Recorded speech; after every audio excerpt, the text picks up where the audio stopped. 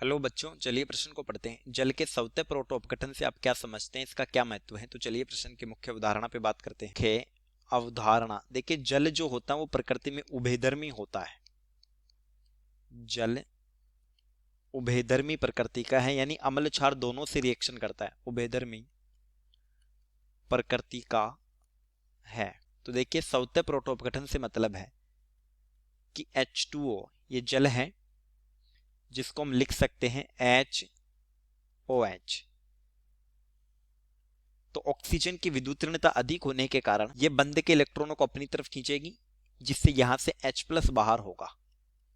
और H+ को हम कहते हैं प्रोटॉन, क्योंकि इसके पास इलेक्ट्रॉन नहीं है, प्लस OH-। वहीं अगर ये दूसरा जल का अणु है HOH, तो देखिए जो स्पीसीज H+ त्यागे वो अम्ल है, और जो H+ ग्रहण करे वो क्षार है। H+ त्याग अम्ल, H+ ग्रहण क्षार। तो ऑक्सीजन के पास लोन पेयर है, ये H+ को ग्रहण करता है और ये बनता है HOH, ये H, और ऑक्सीजन पर आ जाता है धनावेश, यानी हाइड्रोनियम आयन बनता है H3O+। अब इसका महत्व क्या है? महत्व तो देखिए, दोनों अभिक्रियाओं से ये पता चलता है कि जल H+ त्यागता है और ग्रहण करता है। तो जल H+ त्याग तथा ग्रहण दोनों में प्रयुक्त होता है। अतः यह क्षार के साथ अम्ल तथा अम्ल के साथ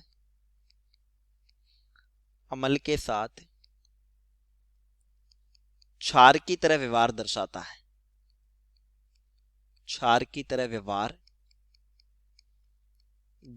है। जैसे दोनों अभिक्रियाएं समझे, तो यह है H2O प्लस NH3 अमोनिया। तो देखिए, क्षार जो होते हैं वो या तो H+ ग्रहण करते हैं या लोन पे दान करते हैं। तो यहां से अमोनिया है, यहां पर क्षार, क्योंकि इसके पास लोन पेयर है, तो ये H+ को क्या करेगा? ग्रहण करेगा।